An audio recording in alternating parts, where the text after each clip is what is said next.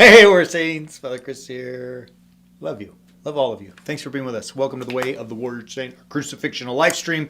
We are talking this week about fasting. So as we started on Monday, Great and Holy Lent began for those Christian traditions who follow Lent, particularly as Orthodox Christians. Monday was Clean Monday, and we set the tone that fasting is not just about abstinence, ooh, look at me, what I have given up, but more about the opportunity, the choice to decide whether we want to live a life like Adam or a life like Christ. One rejected God and his commandments and led to death. The other accepted God and his commandments as the only and sole source of life and led not to death, but through death into an empty tomb, which is what we're celebrating and working towards in Lent, towards what we call Holy Week, the cross, and the empty tomb. I mean, it's a marvelous time, a difficult time, but a marvelous time in the life of the Orthodox Church and in other traditions as well. One major part of that is fasting. And this week, Deacon Greg and I have spent some time talking about how to fast, how legalistic do we need to be? How does it work? Spiritual fathers, guidance, all this kind of stuff. Today, I want to talk about what do you do when you find yourself in a situation where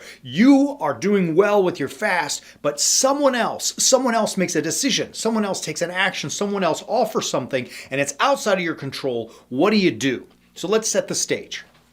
The scenario is you're out to dinner with friends and you're all at a restaurant and they decide they want to take you to a steakhouse and you're fasting from meat. Another scenario, you're invited to someone's home. Now there's not even a menu for which you to choose from, right? You will get served a certain dish. What do you do if they serve, and you're fasting again, from red meat and they serve steak or shepherd's pie? Don't ask. I don't know where that came from. But they offer you some kind of meat, right? So what do you do in those moments? The temptation at the steakhouse, let's just say, and I'll make it very easy and very clear. At the steakhouse, you're only fasting from red meat. And you go and they say to you, sir, what can I get for you? Ma'am, what would you like to order? And you say, I'll have the chicken or I'll have the fish. And your friends look at you and say, no, we're at a steakhouse. You should have a big old ribeye or a New York. And your temptation is to say, no, I'm fasting. Go to someone's home and they offer you shepherd's pie or a steak. And again, you're fasting from meat. No, I can't eat that. I'm fasting, right? So the temptation is to put out there, like, if you are presented something and you're trying, your sincere devotion and desire is to remain solid with your fast, but something's put before you. Should we remind or tell other people that we are fasting? All right. Number one, I think the answer is no. First, remember a couple of days ago, Deacon Greg was speaking about fasting, and he used this verse from Matthew chapter 6, that when you are fasting, anoint yourself. It's chapter 6, right? Yeah, it's 6. It's in the Sermon on the Mount.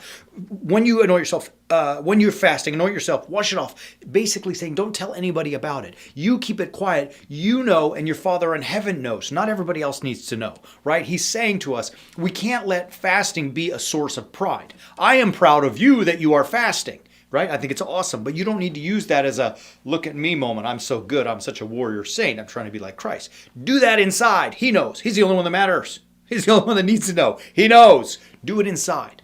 Number two, never scandalize your brother. All right, now I want to address that second scenario where you are invited to someone's home and they serve you food.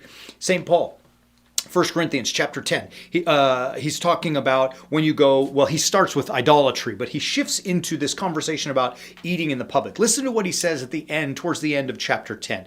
In 1 Corinthians 10, we hear the following. All things are lawful, but not all things are helpful. All things are lawful, but not all things build up. Let no one seek his own good, but the good of his neighbor. Eat whatever is sold in the meat market without raising any question on the ground of conscience.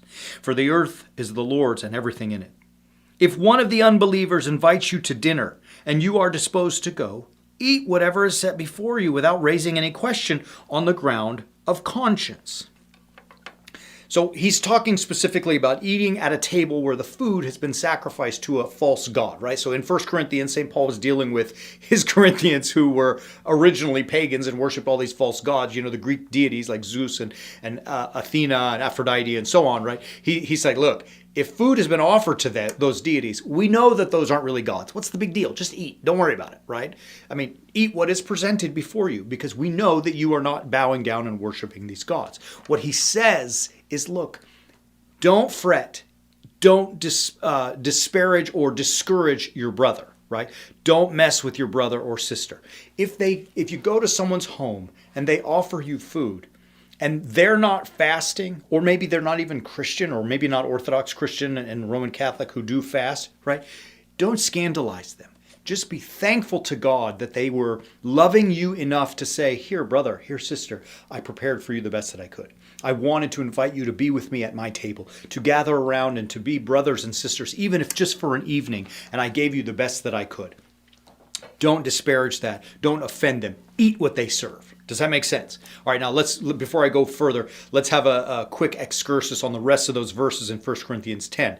Paul does go further to say, look, if you go to that table and eat at a table that's offered to an idol, and it doesn't bug you because you know that it's not really an idol, but there's another brother sitting at the table seeing you do it and you scandalize him, don't do that, right? So if you go to, let's say, a dinner and someone's invited you to to their home, and they've also invited another fellow Orthodox Christian or another church member, and they're fasting, and they look at you and they see you eating the meat, might it scandalize them? Then you need to be cautious and think about it. So if you can eat around it in that kind of scenario, great, eat around it.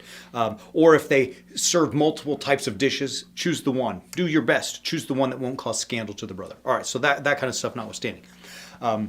My point now, to come back to the original point, is that if someone invites you and wants to show you love and feed you and offer you that seat around their table, do it. Don't make a big deal about it.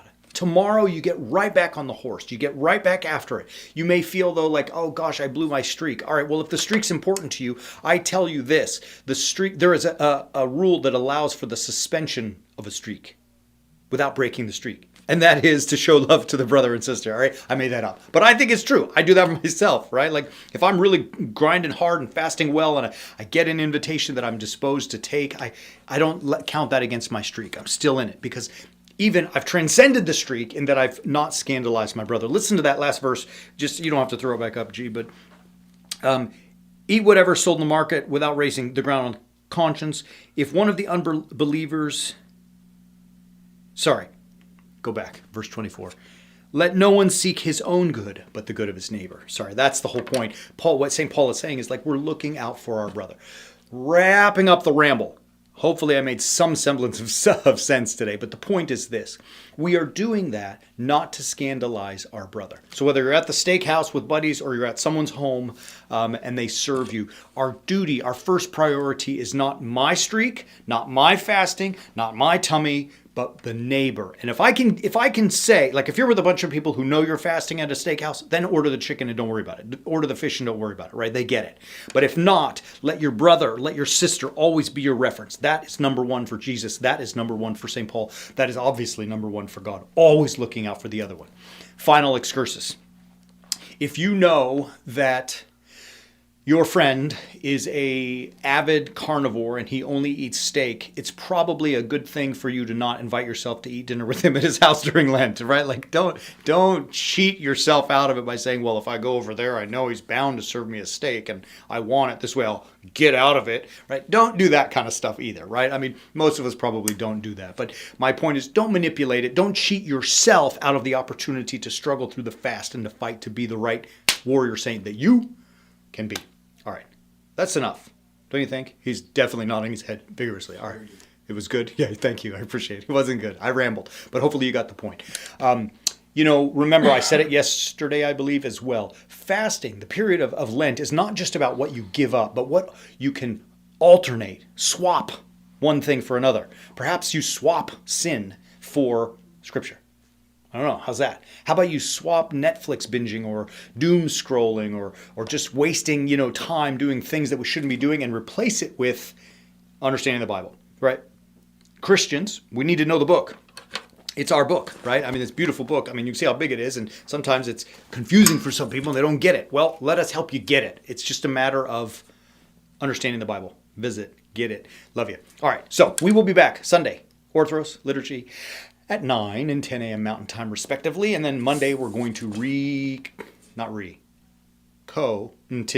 continue our live stream. Love you. Have a great weekend. Be safe. Read the Bible. Get it. Understand the Bible. As always, keep walking on the way of the warrior saint.